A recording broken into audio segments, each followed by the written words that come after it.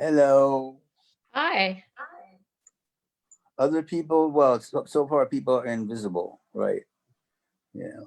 So they will emerge, I suppose. Yep, everybody's got their cameras off. Wayne just emailed me.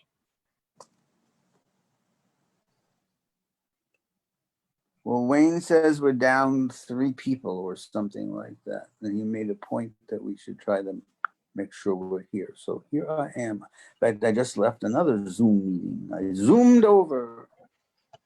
Yeah. What's the plural of Zoom? Zine? Zoomy? Zooms.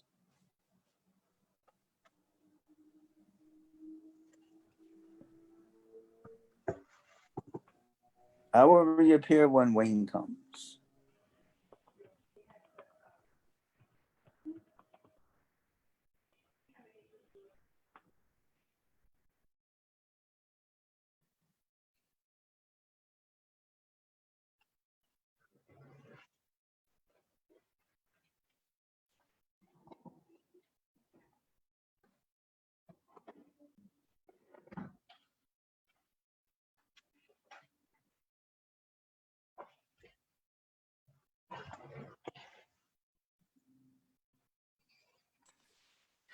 Okay. Hello. Hi, Wayne. How are you? Good. Okay, well, this is odd. I'm on. Hello. Hey, Jim. Hey, everyone. Omar, how are you? Good, good. Can't Rosie, complain. how are you? Well in health. Rosie? Oh, hey, sorry, I didn't hear you. I'm doing well. How's everyone? Good. Do I see Juan Guzman?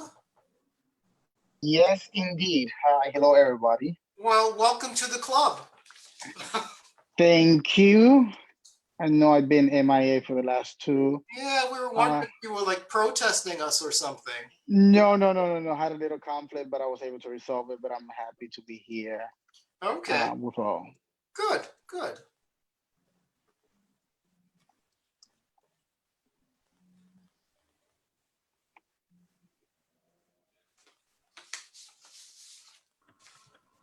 So we will not have Steve or Chris or Vivian with us. So in terms of the committee, we are it.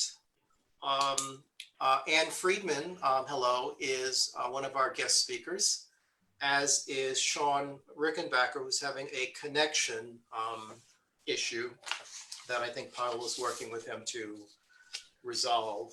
And then as a matter of new business, and I think we met with Diego several years ago. Diego Raboyo, I believe it is. Raballo. Raballo. I think he met with land use several years ago, but he's also going to, as part of new business, speak to us about some efforts to develop interest on the part of local residents to, look at the historic heritage of their communities and help build a constituency for preservation. So that's interesting as well. Do you know if Sean has his credentials yet? Well, he hasn't at the same time that you found your invite, but I forwarded him the public link because, like I said, we're already live. Yeah, I didn't find my personal. So how were you able to log in? Because I didn't switch you over. Exactly. I just found one that said, hi there. But I recall before getting one that was addressed specifically to Wayne. Yeah. Yeah, but whatever it did, it worked. Okay.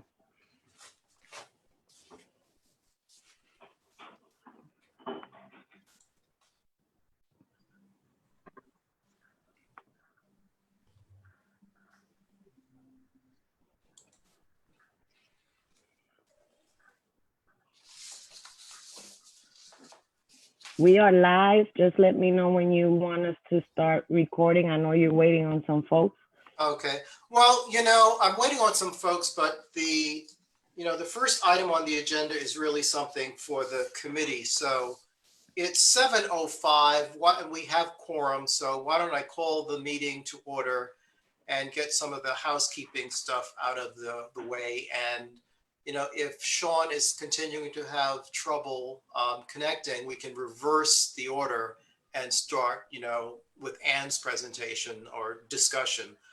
So once again, it's Wayne, I'm Wayne Benjamin, and I chair land use for Manhattan Community Board 12. Welcome to the November 4th meeting of the Land Use Committee. Before we get into the agenda, I would like to have my fellow committee members introduce themselves. So as I see them on my screen, I will call them out and they can introduce themselves. So Jim Berlin, who is muted.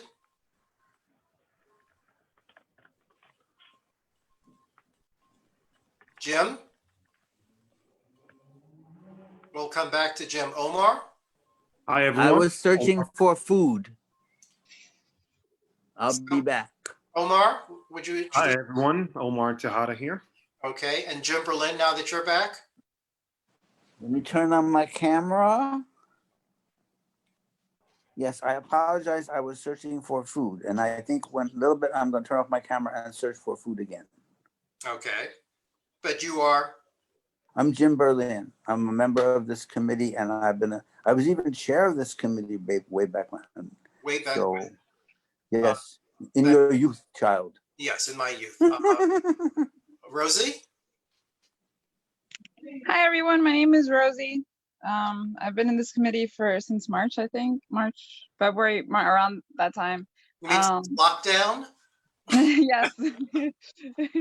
And I'm happy to be here, everyone. Thank you, Rosie.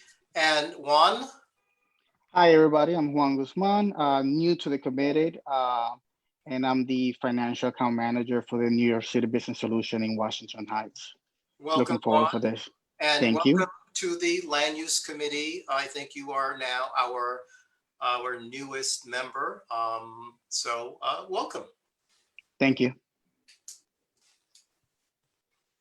And as I pointed out, we have a couple of guest speakers, one of whom is having some issues with connecting. So I'm going to reverse the order and begin with Ann Friedman of, not from the New York City Landmarks Preservation Commission, because I know one version of the agenda that went out said that we were speaking with the Landmarks Preservation Commission, but Ann is with the New York City Landmarks Conservancy. And, you know, once again, you know, years ago, the committee had a meeting, a conversation, you know, with the Conservancy, but it's been a long time.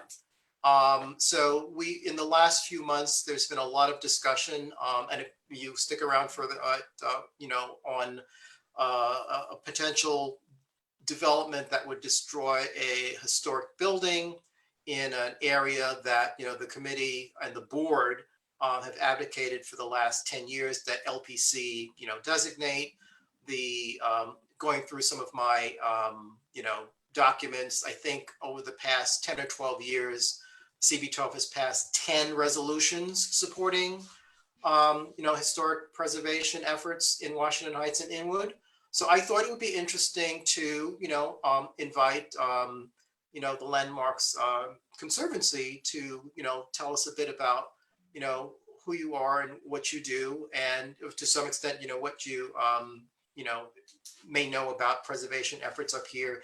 And I guess the immediate impetus for this was the discussion we had last month with Simeon Bankoff of the Historic Districts Council. We were discussing the National Register listing of the Fort Washington branch of the New York Public Library. And in the course of that discussion, the Conservancy came up, and I noted that we hadn't spoken with the Conservancy for a while. So, Ann, you're welcome. Thank you. Thank you for inviting me. As you explained, the Conservancy is not the Landmarks Commission, so we're not the city agency. We're a citywide nonprofit similar to HDC, which you heard from at your last meeting. We work with Simeon often on various initiatives. So the Conservancy is similar to other preservation groups in the city in that we have an advocacy arm. We advocate for landmarks and historic districts. We testify at the Landmarks Commission. But we also have financial and technical assistance programs, which makes us unique among the other citywide preservation groups. So we have a revolving loan fund. We provide low interest loans to owners of historic properties throughout the city, historic buildings in historic districts, or in National Register eligible districts, or in National Register districts. And we have a technical services program. So if you call the Conservancy, we'll try and connect you with the right contractor or consultant for your old building problem. We have a statewide program called Sacred Sites, which I direct. And so I'm knowledgeable about the religious properties in Inwood and Washington Heights because we've spent some time surveying them and working with several of them. So I'll talk a little bit about that. So advocacy, loans, and we also have a couple of other small grant programs. We have an emergency grant program, which works mostly with nonprofits. And technical services, in addition to trying to connect people with contractors or with consultants, has also done some hands-on consulting, fee-for-service consulting, and free consulting. So for instance, in 2018, Alex Herrera of Technical Services was able to connect the Morris Jamel Mansion with over $200,000 in foundation grant funding for restoration of their interiors from a French themed foundation, the Versailles Foundation. So sometimes we're also able to help with project management and with fundraising, but that's sort of an ad hoc thing. Yeah, and just for full disclosure, I'm a trustee of the Morris Jamel Mansion, and we thank Alex a great deal for his connecting us to money. Great, great. I was at a meeting last year with Congressman Espaillat that Simeon was at, and Andrew Delcart, where we talked about landmark initiatives in Inwood and Washington Heights, and there hasn't been any follow-up after that meeting. So I think it was a meeting to try and engender support for community efforts for more landmarking and National Register listing. But we're happy to help, but we weren't in a position to lead that initiative. I think they really wanted someone to take over, Right. and run with it. And the land use committee, just for reference, did have a couple of follow-up meetings to that, because actually I attended that meeting as well. Right.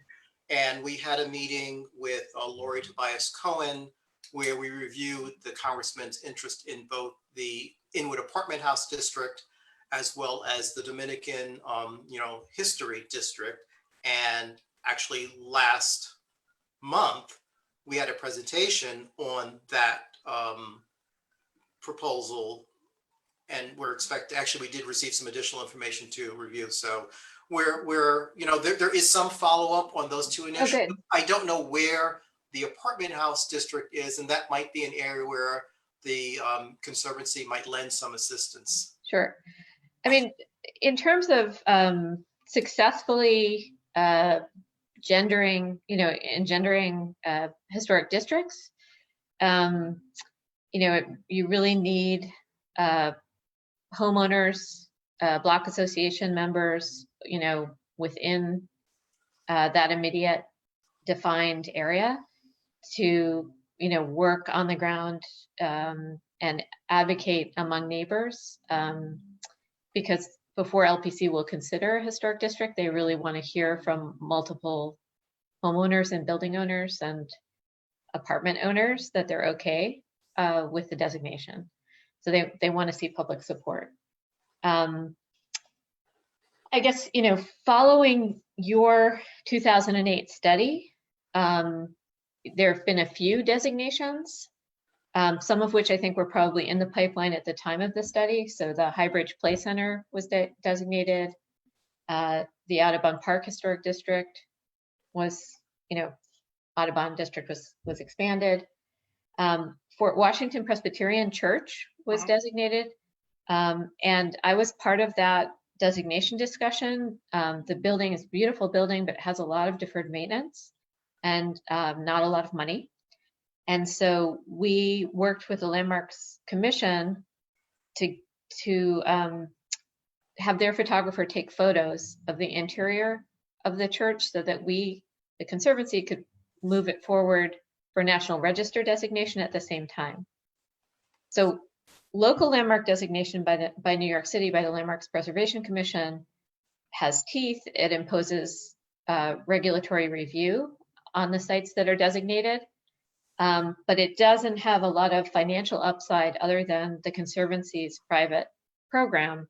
And our biggest grants right now are about $50,000 for a church. The state has a grant program with grants of up to $500,000. And the match for those grants within a poverty census tract is 1 to 2. So they can be really helpful. And we've had a couple of grants to religious properties on the National Register in Brooklyn and in the Bronx recently for $1 million restoration projects. The problem with Fort Washington is that even if somebody gave them $500,000, they would have trouble coming up with the $150,000 share. United Palace, of course, was designated in 2016. We were also part of that designation effort. We went up and met with the leadership there prior to designation and talked about how the designation would make the site eligible for our grant programs and loan program. And they have participated in our Sacred Sites Open House, which is an annual event where we invite all of our grantees and all the historic sites, religious sites that we're in touch with statewide, to open their doors for tours. Usually that's in May. This year, because of the pandemic, it was virtual and in August. And they've participated and been very enthusiastic in their participation in that program.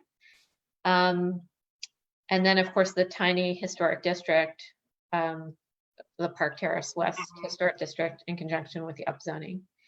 And Inwood, I wanted to talk a little bit about the National Register listings within the community board. Holyrood, I think, was how you were, what Simeon referred you to us for. So National Register listing is like a 10-page essay about the history of the congregation and the building and its architecture and the neighborhood. And if we hire someone to write that nomination, it costs about $5,000. But what we've been doing over the last 5 years is Andrew Dolkart's been teaching a National Register mini course at Columbia almost every year, not every year, but at least every other year for the last 5 or 6 years. And he will come to Simeon and to me and to others and ask for a wish list of sites to be listed on the National Register. And so every year I give him a list of 5 to 10 churches, synagogues, and mosques that I think are eligible. And many of those have been drafted successfully by his students. And Holyrood is one that was drafted actually 4 years ago. And then the student moved to California and disappeared. And Andrew finally found a copy of the nomination, and we were able to edit it and finish it and submit it this year. And we've just recently made a grant to Holyrood for construction management for roof repair. But they need to raise a lot of money, probably $300,000, to actually implement the roof repairs. The Conservancy had managed a fund, the Upper Manhattan Historic Preservation Fund, in the early 2000s. And as part of that program, Holyrood had a $100,000 grant and a $100,000 loan for initial roof and masonry restoration. And then they went ahead and restored their terracotta facade on their own subsequent to that. And other National Register listed sites, there's the Hudson View Gardens. That's a listing from a National Register listing from 2016. Another student-written National Register nomination is North Presbyterian Church on the north side of 155th Street, northeast of Intersection. Mhm. It's a mid-block church, and under the Upper Manhattan Historic Preservation Fund program, we had again done a $100,000 grant and loan to restore the tower, but there was a lot more work there to do, much of which the Head Start program has financed for them through future rents. We got them listed on the National Register so that they're eligible for our grants and potentially for future state grants. Yeah. And then the last religious property that we listed on the National Register is Hebrew Tabernacle Synagogue at 551 Fort Washington Avenue, the former Fourth Church of Christ Scientist. And we actually funded the listing of that synagogue in 2009 with a grant that we had from the Preservation League of New York to list 10 synagogues in 3 boroughs. And so we've done several grants with them subsequent to the listing in 2009. And they've also participated in Open House.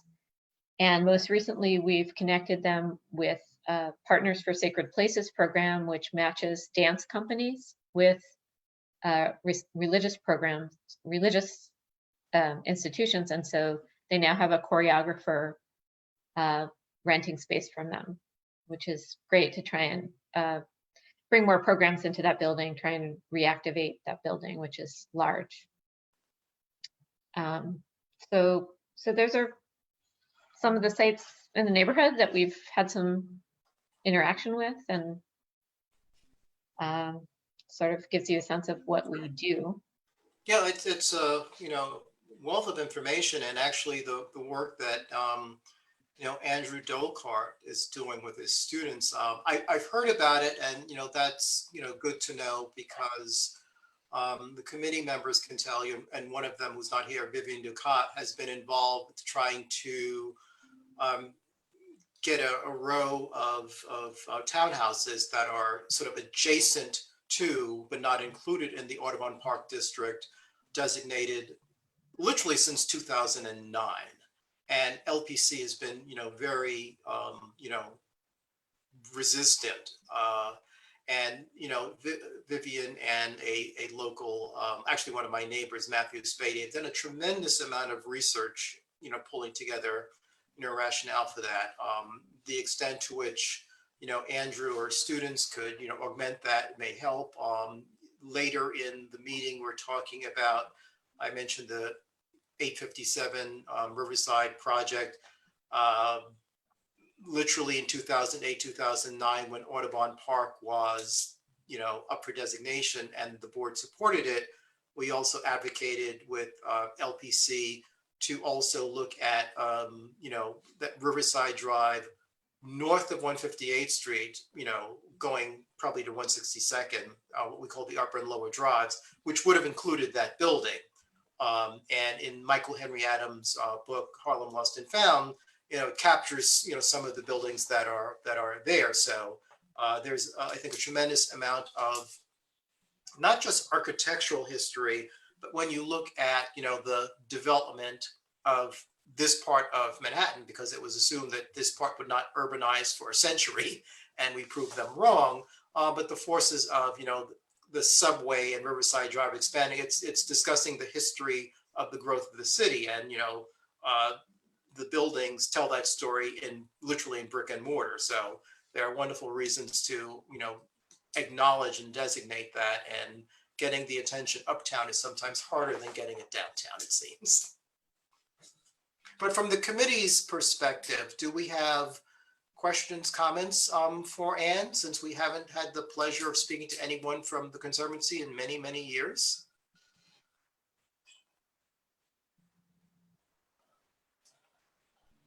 And they're all muted, by the way.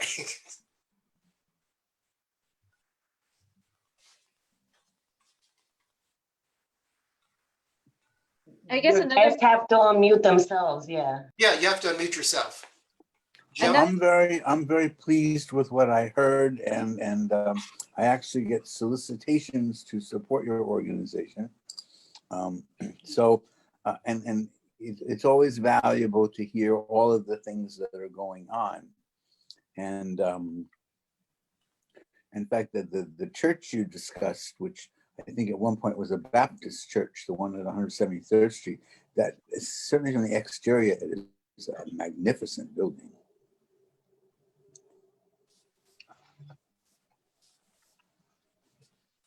So I know Omar and Rosie and Juan, you were not on the committee or on the board when some of the designations that we supported and the board supported were discussed.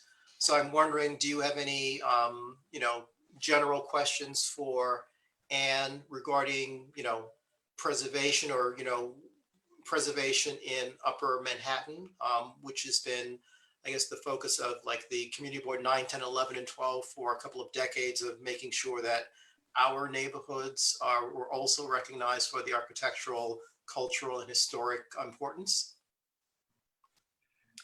If I may, thanks Absolutely. for opening up the floor. I think my curiosity here is piqued because of the presentation that we had in September around the cultural significance that Dominicans have contributed to Washington Heights and how that plays into the designation of the neighborhood. Again, I'm not versed, and I will not say that I am versed in how the process works, but this would be more of a cultural designation, not a structural designation, although they did present multiple physical structures within the neighborhood that kind of lend to the story and the history of the contribution that the Dominican community has done to this area. So my question is to the conservatory is, how do we proceed forward? Like, how long is that timeline?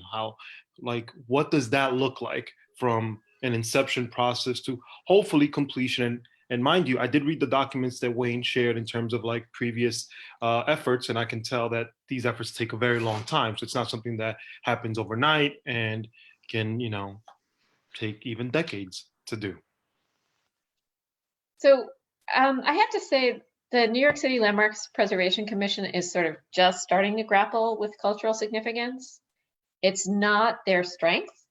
And part of it is that New York City has the strongest landmarks ordinance in the country. When they designate something, they really regulate it. So they really want to make sure that the owners of these buildings understand what's implied by the local landmark designation, because it means anytime you touch the outside of the building, you need a permit from the commission. And it doesn't necessarily mean that your cost of maintaining the building is going to be increased. That's sort of a fallacy. You have to keep a roof on your building. You got to keep the water out of your building. And the commission's very good about working with owners in terms of, repairs at a reasonable cost. But it is a procedural and administrative, hurdle to be locally designated. The State Historic Preservation Office, I think, does a better job of recognizing cultural significance with National Register nominations. So, for instance, they worked on an El Barrio district, and they're very interested in cultural significance and nominations of cultural significance. So, and the other thing is that politically, because the local landmarks ordinance is so strong, it may be easier to cultivate a National Register district than a local landmark district. A National Register district doesn't prevent demolitions or inappropriate insertions. So it's not as powerful, but it does within the poverty census tracts within the community board, it does potentially provide an owner tax credit for rehabilitation, which is a state tax credit. So that's a benefit of National Register listing. And for a commercial owner, it can potentially provide access to a federal rehabilitation tax credit. So there's, in addition to the state grants for restoration of nonprofit-owned buildings, of $500,000 that I mentioned. So there's some upside to National Register listing that isn't repeated. The Landmarks Commission does have a small grant program, but those grants are relatively small, usually max out at $25,000 or $30,000, and they're super competitive because they just don't have that much money. Right. Just to piggyback on Omar's point, the presentation given by Dr. Hernandez from the Dominican Studies Institute at CUNY and her team, they are in fact pursuing the designation through SHPO. Okay. So, we'd be happy to support that district, to the extent that a support letter is helpful. And we also have a staff historian.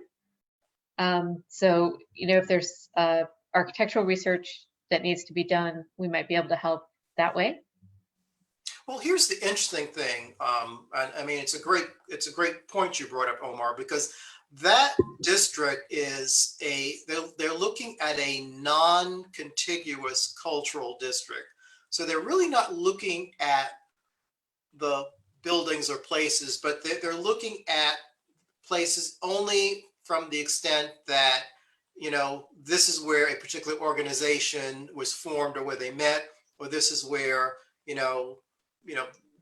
this person who was important to, politics, to community organizing, the Dominican community. And you can shift it from the Dominican community to, the African American community, because there are places that are related to people that are not necessarily important because of their architecture, but they're important because of sort of social cultural connections.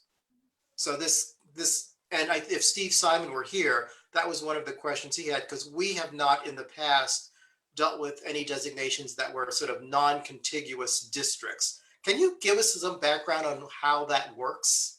I think you probably should see if you can get someone from the State Historic Preservation Office to speak about how that works, because there are thematic districts which are non-contiguous, not a geographic district, but a thematic district.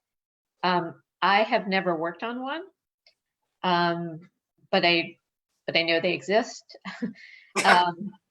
And so it'd be good to see if someone from SHPO could present to you, or at least send you resources, or something you can share. And I can put you in touch with the right person at SHPO to talk to about that. That'll be great. That'll be great.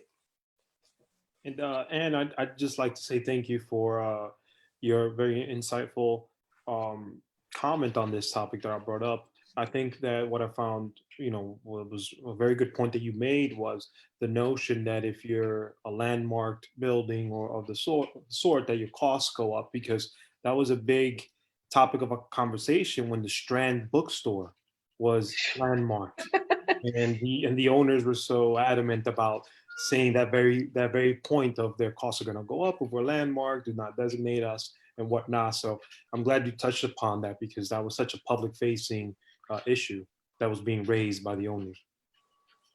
Right. I mean, in general, it's not true. The commission does expect property owners to meet certain standards when they replace building elements. But they'll work with you. So if you have a legitimate financial hurdle, they're not going to force you to spend money that you don't have. Great, thank you. Anything else from the committee?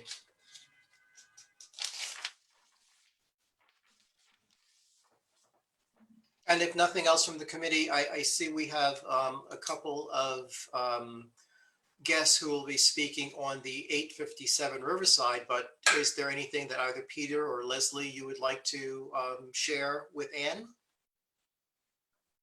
Oh, I'm in the dark here. You're in the dark, literally. I don't mean to be. There we go. Go ahead, Leslie. I don't know if Anne knows the story of 857, if she's followed this at all. But Peter, why don't you?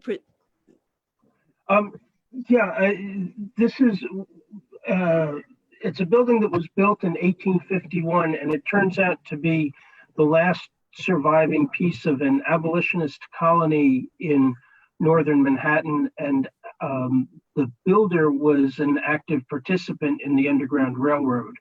He owned a sugar refinery downtown and was in a Methodist church downtown. And when he spoke out against slavery, he was banned from his church. So he moved up here, built a refinery at 160th Street in the River, a Wesleyan church at 155th and Amsterdam, and developed a bunch of homes on what had been the Audubon family farm, including one house that he sold to his business partner, who was a fellow abolitionist, which is still there 169 years later on Riverside Drive. A little for worse for wear, but actually very affordably rehabilitable. And so as we were originally just trying to stop the construction of what was supposed to be a 13-story tower, we started digging into the history of the building and discovered that it's really the last extant building connected to the Underground Railroad in northern Manhattan. And we dug up some really tremendous stuff and are now hoping that we might be able to get it landmarked and restored.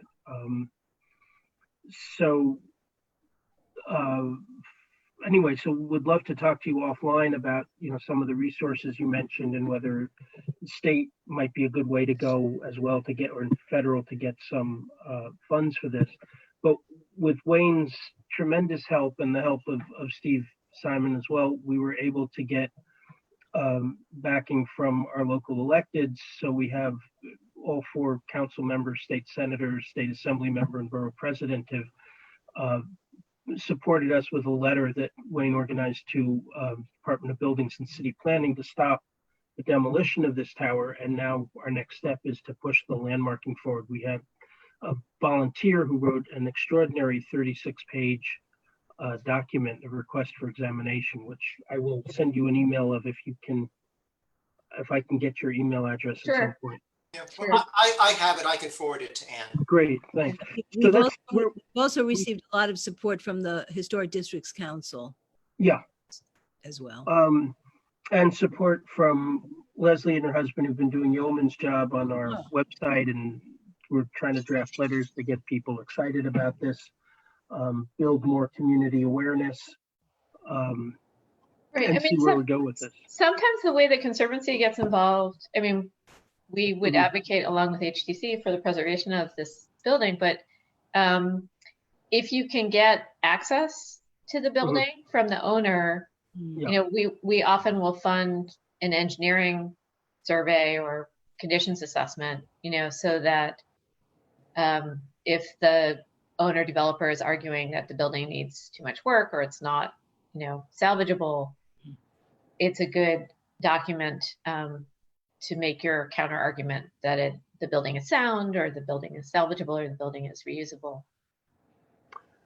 Okay, that would be great. The fellow who sold the building is a horrible story of a guy who got caught in a short sale with the mortgage crisis. Anyway, he had apparently foolishly signed a agreement to vacate the premises, and he's probably going to be out on the 15th of November, so we Oh. might not have time for that. But we should go in and take photographs of everything, I think. That would be a good thing to That do. would make a lot of sense, yes. I'll get on that this weekend. And the way, and so Ann knows that the way we got involved with this is we found out that the new owner was applying for a demolition permit. So we started, that was the first alarm. So now that's been, at least because of all the support from the electeds, that's been put on hold temporarily at least. So Yeah. that would be very good to photograph the interior.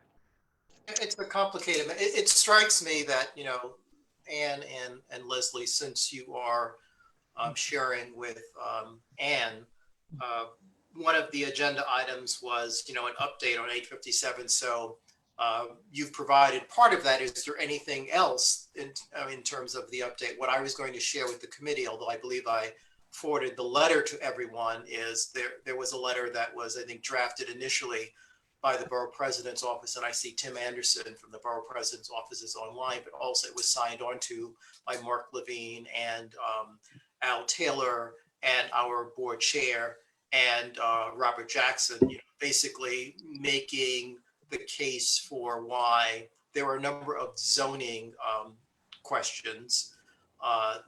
So even if a new building is constructed, a 13-story building doesn't seem to be consistent with what zoning would allow, but also raising the potential connection of the building to the Underground Railroad and, the merit in exploring designation. So, that was what I wanted to just get on the record with the committee, and the information that I received, from, Peter today about the write-up and the further research is what you're sharing now. So is there anything more for the update? So you've submitted an RFE to LPC? That's correct, yeah. And they acknowledged receiving it. So I'm not sure how long the process will be.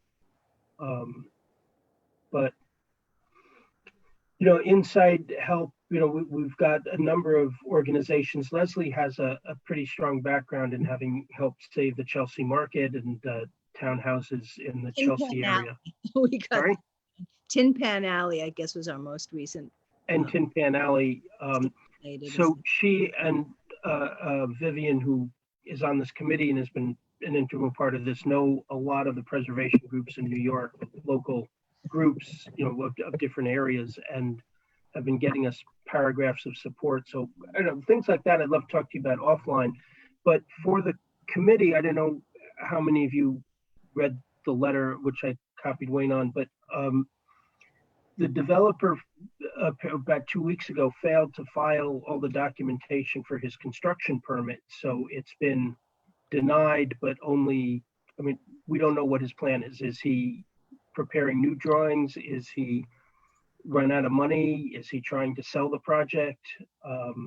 We don't know what the status is. So we don't know how much time we have to try to proceed with trying to save the property. And then today I was talking to a board member at the River Arts building, which backs on this. It's a 240 unit red brick Forest Hill style co-op that went up in 1941, I think. And there's a lot of reluctance to spend money by some people to get involved. Every resident of the building I've spoken with has signed our petition and shared it with everyone else. But when it came to the board, there was well, why do we need to get involved? And so maybe some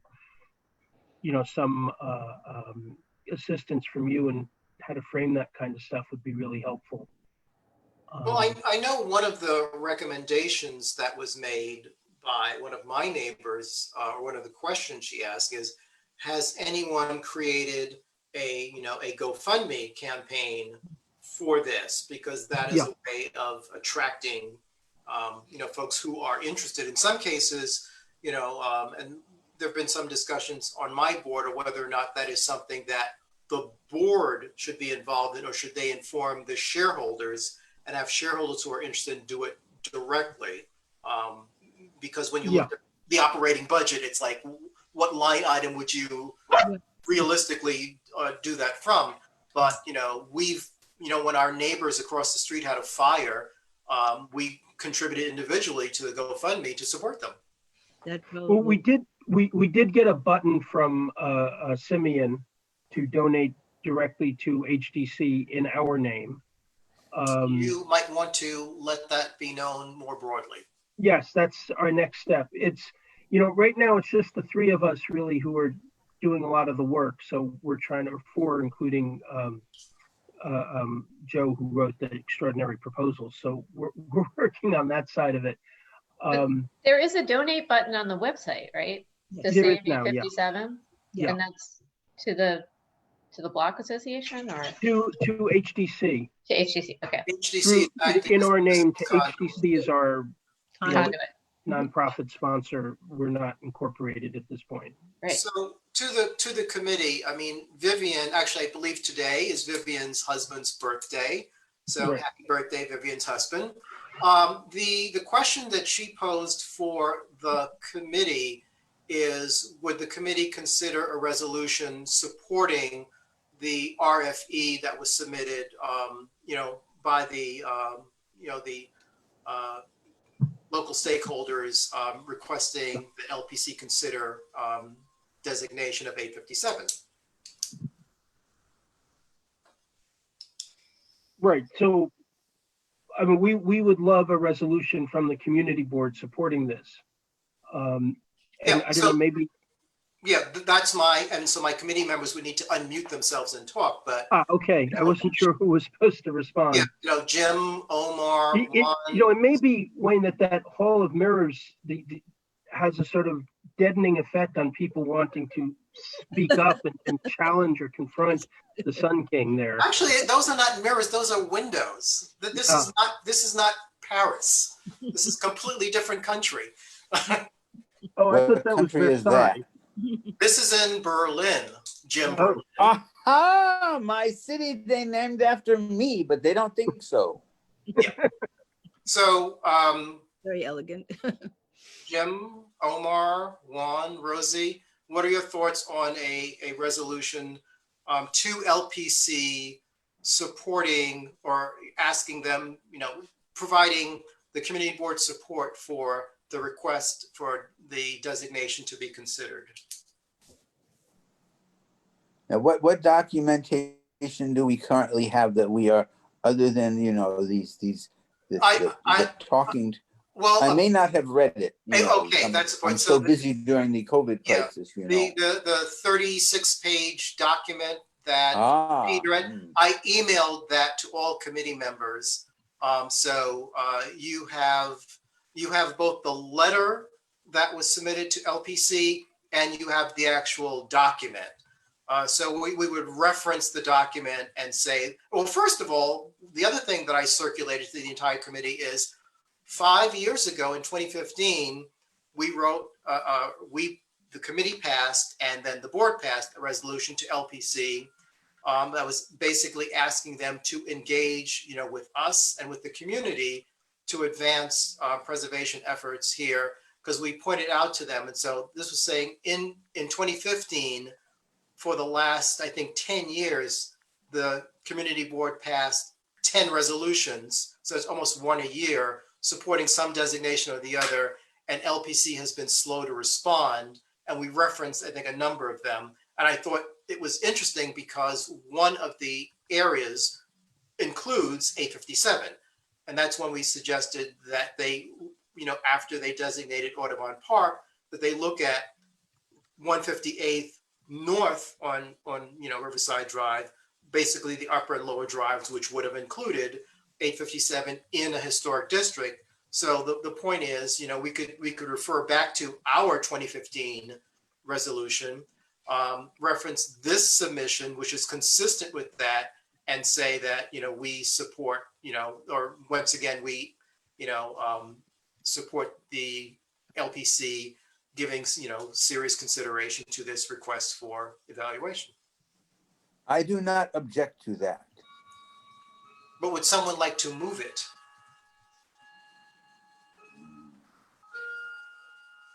I will let someone else move it. Rosie, yeah. I'll go ahead and You will move have it. done a motion. Excellent. Yes, I'm looking at it. It's a very beautiful brownstone. I believe that's what it is. It looks like a really connecting along. Oh, I think I know where this is. I've walked through there. Okay, never mind. But yeah, I motion it. So it's moved by Rosie. Is there a second? I will I second second. that. Oh, Omar is second. Omar has Even seconded. better. Yes. And so the way for everyone who's on, online via, Facebook, the committee members vote first. If there are other board members present, and let me check, I don't see any. So if there are any other community board members present, they would vote second. And then members of the public, unlike in a general meeting where only the board votes, at the committee meetings, members of the public can also vote.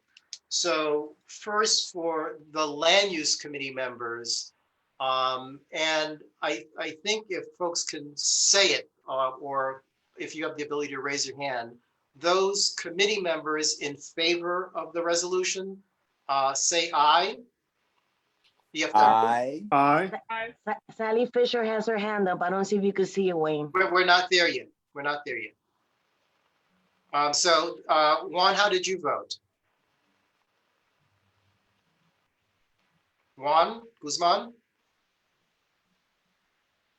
Yes. Sorry, I was having some issue. Yes, I am Okay. in favor of moving it along. That's 1, 2, 3, 4, 5. Any opposed or abstaining from, so that's unanimous for the committee. And then members of the public. And for the members of the public, do you have the ability to use the raise your hand function on your? Yeah, you have two. You have Pat and Jerry Culligan right now raising their hands from the public. Actually, I see 3. Sally, Pat, actually Sally, I'm sorry, Sally is a board member. Correct. And then members of the public who would like to vote. There's 3 members up. I see 3, but and I'm assuming that Peter and Leslie, you're voting in Oh, favor? no, I'm raising my hand literally. Okay, so that's 5. Opposed or abstaining? Okay. Thank you. So I will write something up, and actually this was rather efficient because we took care of both the conversation with the Landmarks Conservancy and the update on 857 in one seamless conversation. So thank you, Anne, for joining us. Thank you, Peter and Leslie, for updating us and sending us the information today. And I look forward to you connecting us with someone from SHPO so we can continue our conversations and learn more about this. And later in the meeting when we speak with Sean Rickenbacker from the Bond Center, the neighborhood planning and land use study that CB12 worked on and completed, I think, circa 2007, and worked with City College, there is a whole section on that on preservation. And if you go to the community board's updated website, I think things are easy to navigate there. The entire report is available online, as is the executive summary. I think the executive summary is not called that for some reason. It's called the short version. But I think the full report is several hundred pages, and the executive summary is 20-something pages. Wayne, I had one last question before I leave you guys. I was told that the electeds, or at least Mark Levine's office, wrote to the developer asking him to meet with them and the land use committee, I think. Do you know anything about this? I heard about that vaguely, but I don't know if I don't know any details, and I don't see anyone from Mark's office on the line. Although, Tim, would you know if that took place? Tim Anderson from the Borough President's office? No, I know that letter went out. Our office signed on to it as well. I'm not sure if there's been any response, but I can definitely reach out to Councilmember Levine's office tomorrow to see if they've heard anything back from the developer. Okay. Great. Thank you. And I just should shout out to Tim, who's been tremendously helpful to us in our challenge to this whole ridiculous zoning thing. And just as a very brief recap for Ann, the Department of Buildings seems to think that a New York City park with a 20-foot difference in elevation is merely a grassy median in the middle of Riverside Drive, and therefore a tall 13-story tower might be allowable. And so Tim has been really instrumental, along with a zoning consultant we found, to work together to make clear that, these are 2 separate streets. It's a narrow street. You can't put up a tower that's twice as tall as everything else on the block. That's one of the zoning questions, the determination of whether the street is narrow or wide. And what's interesting is from DOT's perspective, it's so narrow that it's currently 2-way and has to turn to 1-way. But from the building department's perspective, it's a wide street. So that's a little weird, but we'll work with that. And keeping it narrow helps us buy time to save the landmark. So, Yeah, but it also, I mean, besides the saving the landmark, let's say, the building had, 5 years ago fallen into the ground and it was a vacant lot. The community board and the community, and actually, if you go back to the planning study that I mentioned, the community had an interesting thing. They said, we like the scale and character of our neighborhood, and we realize that we need to have opportunities for new development, but we want to balance, new development with preservation. And so contextual zoning, contextual planning was an idea that resonated with the community, going back to the planning study, of, 10 or more years ago. So even if it was not, a building with such, interesting historic roots, if you're in an area where, on average, the buildings are, maybe, 5 or 6 stories tall, 13 stories wouldn't be terribly contextual. Okay. well, So- thank you for hearing us. We really appreciate it. Support, it's really, Thank all of you. Before we transition to the conversation on, actually, since we just mentioned it, on updating the planning study for the committee members, I pointed out in an email that the September land use meeting minutes were delayed, and I finally, took the bull by the horns and drafted a set prior to last month's general meeting and circulated them to the committee for review and comment. But the only one who commented was Vivian. And so you'll notice in the September minutes that were circulated, it said draft. I want to give the committee members an opportunity to say, is there anything in the draft minutes that need to be revised, or can we say that the draft minutes are final? Your minutes are so extraordinary that generally, except for people who have an even finer pen point than I do, I am generally overjoyed just how they are. That is my view most of the time. Right, but my point is, I picked up the ball from Chris because Chris was and is busy with a number of other things. So I had to pull a lot from very limited notes and from memory. So the extent to which I missed anything, that's all, I wanted. But I just want to say the extent to which one has no comments on the minutes, it's great if you simply send an email, because then I'll know that you saw it and there's nothing more that you want to add. When I don't hear anything, I don't know what to make of that.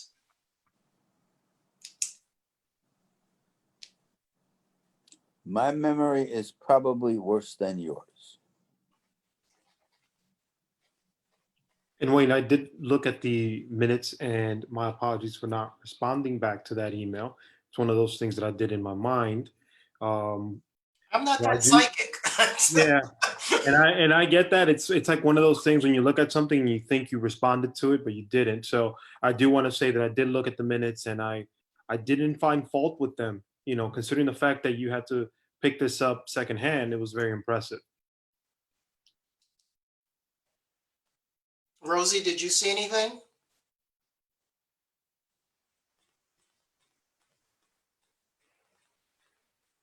Rosie? Because I know, Juan, I don't think you were in the meeting in September. That's correct. I was not in the meeting in September. But I know Rosie was. So Yeah. Yes, I was in the meeting. So I have, I'm going to send you guys the email that I normally use for the community board, because the personal email that you guys have, I barely check. So I'm going to make sure that I give you guys my updated email address. Okay, that would be good. So I guess the question is, just to wrap this one up, can we say that the September minutes as circulated are okay as is? Yes. Yes. Yes. Okay. Thank you all. So now shifting back, actually in September, you'll remember that Sean Rickenbacker, who's the director, executive director of the JMAX Bond Center at City College, was with us as part of the discussion of equity and inclusion in city planning. And as part of that discussion, the planning study that we worked on with City College was discussed. And I mentioned that it's more than a decade old. Many of the points that were raised, many of the recommendations are still relevant. And it would, we really need to look at updating it. If we look at the work that was done in the context of the Inwood rezoning, that wasn't an effort that sort of built off of anything that we did. As a matter of fact, we had to let EDC know that, that we had this planning study they should look at. So the idea was to give some legs to an effort to, take a look at the study and update it, or update, key parts of it that we want to make actionable. And I invited, Sean to come back and, share with us, or, help us think about how we might, go about doing just that. So Sean, I'm happy that you're able to join us once again. Yes, thank you, Wayne, for inviting me. And I'm going to apologize in advance. I did not receive the agenda, and I have I'm on borrowed time, so I'll be signing into another call in about 15 minutes, West Coast time. So if I may, I'm just going to, this is going to be kind of fast, and I apologize again, but I think I can do it in about 15 minutes. We just may not have time for questions, which we can pick up at another time. But absolutely, I thought what I would do is share some of the work that we've done for an additional for another community board, based on a series of requests and specific interests that they had around future planning for their community board. And this is Community Board 9. So I'm sure you might be familiar with some of the folks up there. Absolutely. So Wayne, I'm gonna start to share my screen, if that's okay with you. Sure. All right. It looks like I'm gonna need some privileges. Paola, can you allow Sean to share his screen, please?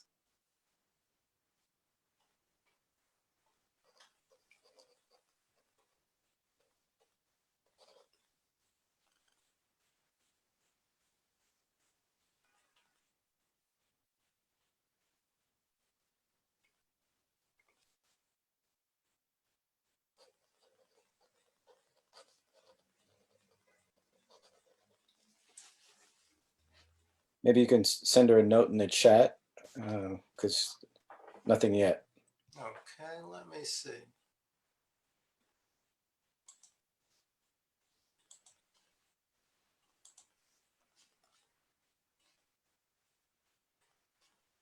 Hi, Paola, can you hear me? Yes, I can, Yeah, Sean needs to share his screen. right now. Okay, thank you. You're welcome.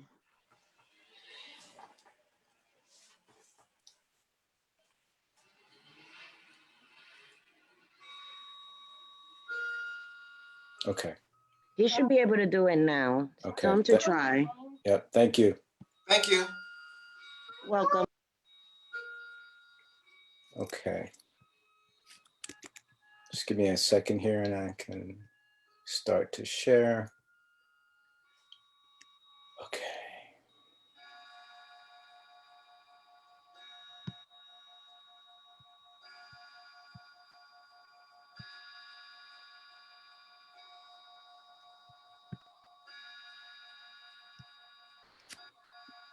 Okay. Can you all see that? Yes. Okay, great. So what I'm going to share with you is a strategy that we've taken, and Wayne, this is in some regards, I think you mentioned that the current plan that you were referring to, which is not current, was done over a decade ago. Yes. And those documents in today's, their shelf life these days as documentation bound and qualified for a certain period provides some bit of a roadmap, but based on the fact that we have so much available data and the speed at which the market moves and so many other changes in the built environment, the Bond Center has taken a slightly different strategy than creating a kind of comprehensive plan. So what we've been calling this at the moment, and this is just a kind of working title, is a kind of spatial management platform for communities. And this was done for Community Board 9. And again, there were some specific requests of things that they wanted to focus on. Some of them related to your earlier discussion around preservation, and then others just in terms of taking an inventory of land use and sites, and then also being able to connect this information to data sources, which we've been trying to inform them is really an important strategy and thing to be able to accomplish. So what I'll do is kind of show, let's see if I can go through these. So this is both research and a planning tool, if you consider it that, in terms of getting some understanding. Some of this, Community Board 12 is in a very good position in terms of these community board-led initiatives. And in part, this is just citing a number of the other community boards that have been successful in launching initiatives. And most of these initiatives come from a fair amount of research that takes place beforehand. And a lot of that is also relying on the land use committees and the other committees as well, contributing to the knowledge base that they want to build around for these initiatives. So some of the research scope that was part of this effort was identifying community land and property assets. So this is city and perhaps even state-owned properties that sort of straddle the line between a community asset, if you will. Identifying challenges, this obviously is related to how fast development is progressing, and identifying present and relevant data and trends to kind of understand what the future of these communities might look like and how to plan accordingly for these phenomenon and/or kind of industry trends that have great impact on the community as a whole. So some of these listed below here, identifying the potential development sites, both publicly and privately owned, understanding future housing density and perhaps even needs around population growth, commercial property monitoring, landmark buildings, et cetera. And we can drill down to the specifics of rent stabilized and rent controlled buildings, HDFC property monitors, opportunity zones, and even infill sites if you have NYCHA properties, which I'm familiar you guys do as well. So just as a kind of background here, after plenty of discussion, we can build these things custom, but clearly there's a number of tools out here that are widely used. GIS is one of them.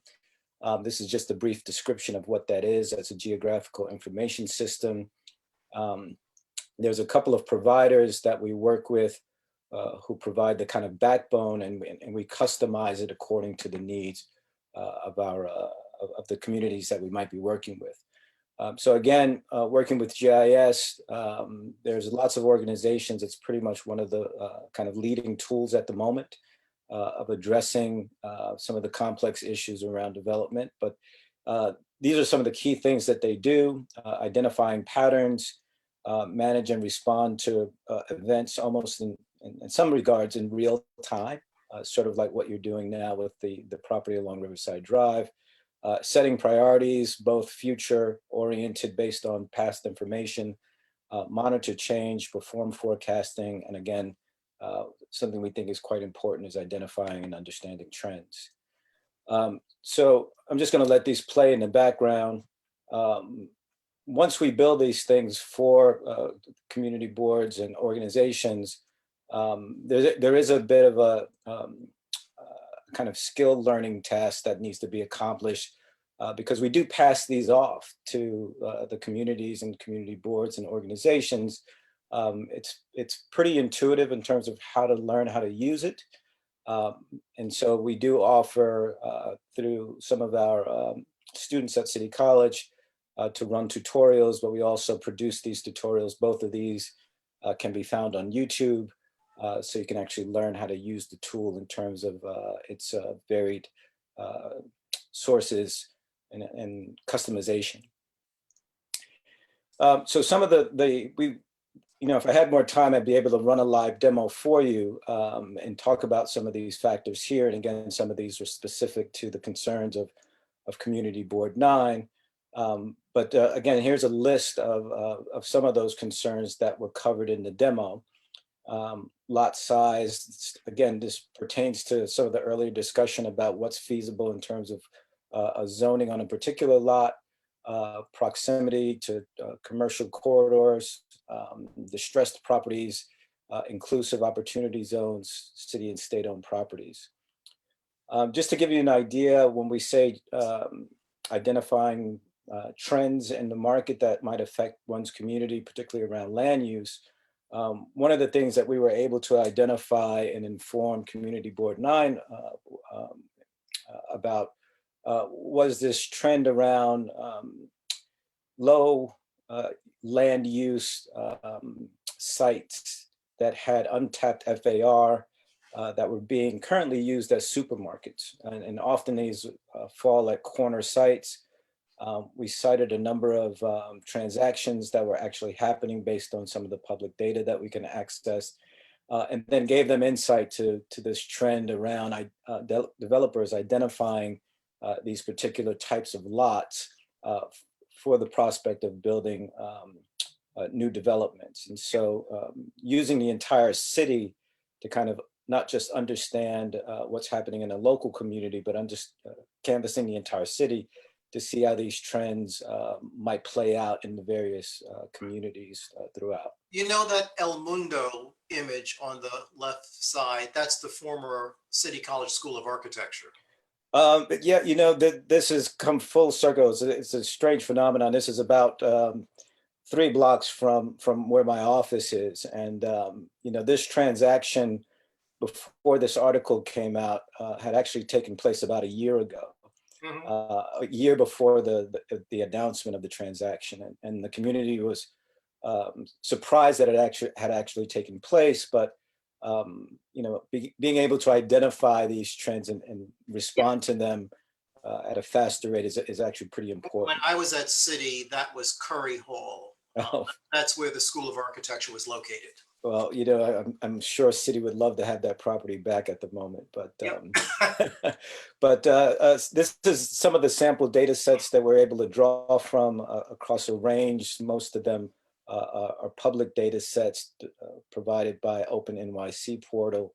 But again, this is vital information, we think, to kind of get a full understanding that is not necessarily offered in the kind of traditional planning documents. We think of these as real-time planning tools, not as a document. So this was some of the case studies around this trend that we wanted to explore with Community Board 9, so they would understand what kind of pressure these properties might find themselves under in the near future. They fit the criteria that we were identifying, and we were able to communicate this to the Land Use Committee. We performed, again, using the tool, a kind of Broadway corridor study, just to kind of give them an exercise to not only see if how well they were absorbing the information, but also how useful the tool and how easy it is to kind of navigate. So one of the case studies, just very briefly, is a supermarket on 137th Street. Very close to the number 1 line train station there. And in this case study, what we wanted to make pretty clear is that there are other organizations, and we call these our industry partners. As a matter of fact, the CEO of this company, Vivacity, is actually a resident of Inwood. And I know he's been involved in canvassing and tracking the rezoning efforts there. But colleague and good friend, We They partnered. presented to us last year. Good, good. So they have allowed us to kind of fold this into the packaging here so that CB9 could actually utilize it to do a kind of quick visual analysis. All of this information obviously is available through visiting a number of sites, but this aggregates all that information and puts it in one location. Excellent. And based on the kind of tools, if you identify the use, it'll give you a snapshot of what is buildable as of right, according to the current zoning rules and regulations. So that was a very kind of quick preview, I guess I would call it, of the kind of tools that we've been trying to build. And so we've been in conversation with Charles Powell of Community Board 10 and a few others. And the customization effort goes hand in hand with the possibility of the tool. So around updating the previous plan that you mentioned, Wayne, I think one of the interesting things here is to kind of compare the timing here, because there's so much more available information, and I would even argue computing power to kind of fold into assessing some of the kind of property issues, land use issues, the particularities around the environment. Inwood and CB12 being quite interesting because of its geographic location, number of parks, some of the historic properties, and the development pressures. So, I think one of the things to perhaps offer to the Land Use Committee, and this is the start of, I hope, a longer conversation, is, what are some of the challenges that the Land Use Committee has identified, which helps us to be able to customize some of these tools. The tool itself generates a tremendous amount of output, which can be turned into a snapshot of a planning effort. But again, it kind of operates as a real-time documentation and analysis that might prove to be fruitful as a way to kind of update and reconsider, and as well as augment some of the information that may not be current in the current plan, including some of the new ideas that might be on the table based on the rezoning effort that took place quite recently. Right. I know you have to run, but I would say that, I raised the issue of updating, the study, in general. I think what you have presented, and you're absolutely right, we are, in terms of technology, orders of magnitude, more advanced than we were 10 years ago. And I think, a live, active, platform planning tool is far more useful than a static study. So I think the committee and the board and the community would want to focus efforts into building, a platform that is, customized for, our, community, where we can, look in real time at what a particular project means. But also we can be, instead of reactive, we can use it as a planning tool. Literally, it's what it is, to see, well, what do we want the neighborhood? What do we want if we want to balance preservation and development? What do we want development to look like in terms of height, bulk, and mass? So I think this is great. The committee can certainly work to identify, what it sees as planning challenges. We just went through our budget priorities, and one of the capital issues deals with vacant lots that can be, put to use for development. So that's something the committee can certainly work on. And I'm sure that we'd love to speak with you in more detail on, how to go about building, a platform for Washington Heights and Inwood. Yeah, great. No, absolutely. I look forward to it. And again, I apologize having to rush through that a little bit, but look forward to the next steps and continuing the conversation. Yeah, I'll reach out to you to schedule a follow-up, real soon, where you have more time, and we'll make sure that you're number one on the agenda. Okay, great. Thank you, everyone. Thank you. Thank you. And do we have, I saw him earlier, Diego? He was here.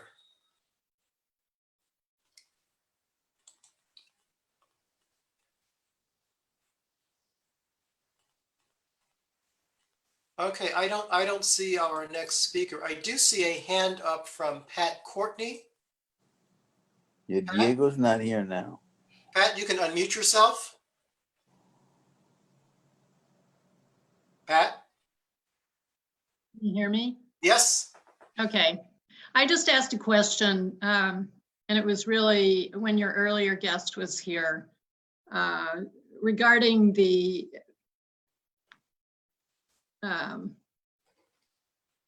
sites in Inwood that are deemed eligible for the register that she didn't mention. I know Mount Washington had received one of the religious grants for its roof years ago. And I just wanted to bring Inwood back into the conversation for the preservation of its deemed eligible sites. There's several: PS 52, the post office, I think Mount Washington itself. And so those sites are pre-designated as, or are deemed eligible for the register.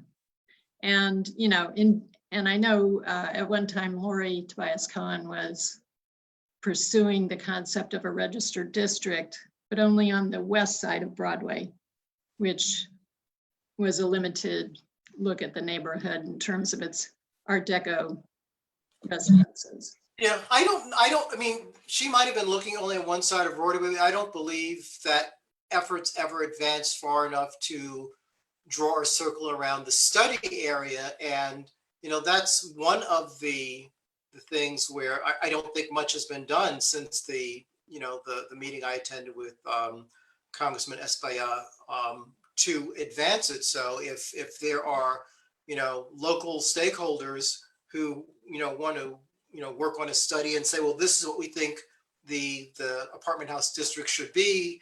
And I thought there was going to be a walking tour scheduled sometime last fall. She did hold one. She did hold one. It was a very cold day and she ended up not being present at it for very long. Okay. So I think, I don't know how interested they are in that now, and I've asked her, but I will ask her again. Well, I would say whether they are interested in or not isn't really the issue.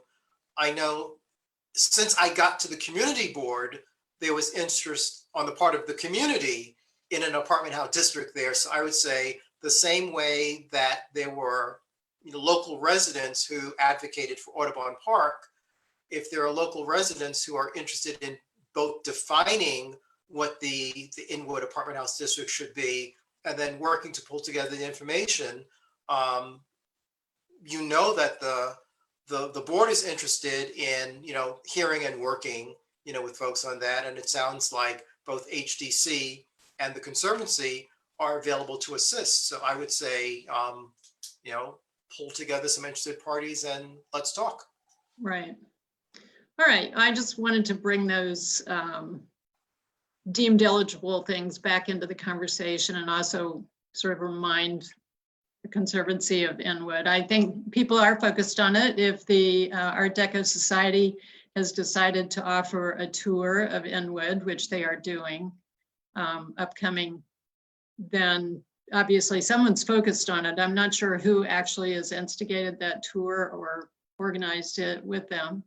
So I'm curious and hopeful that there are people interested in pursuing something. So that's really all I wanted to say. Great, great.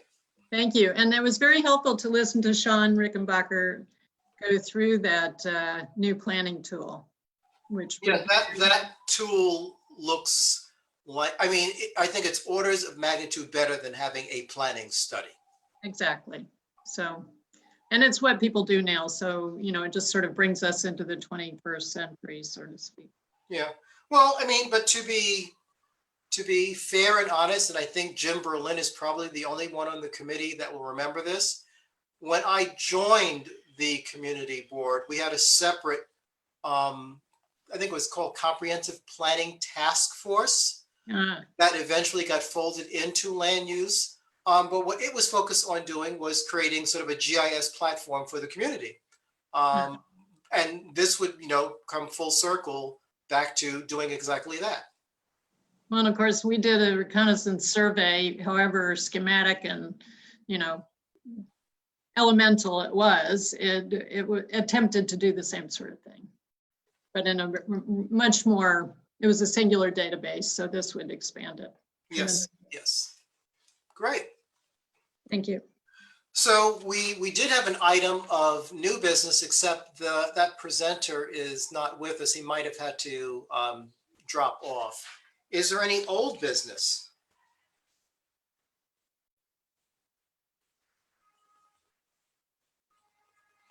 Hearing none, is there a motion to adjourn? I motion to adjourn. It's 8:25. If there a second. I second. Okay, well, good night all. Good night, everyone. Thank you. Good night. Very nice meeting. Night. I will be reaching out to the committee. And Rosie, please send me the email that you want us to use. And Juan, I think the office sent me your email, but I'm going to reach out to everyone so that we can do exactly what CB9 did, is Yes. listen, what do we want them to look at? Yes, because I believe that was very fascinating. Yes, absolutely. Okay, good night all. Good Good night. night, everyone. Good night. Take care. Thank you, Paola. My pleasure. Good night, all. Bye-bye.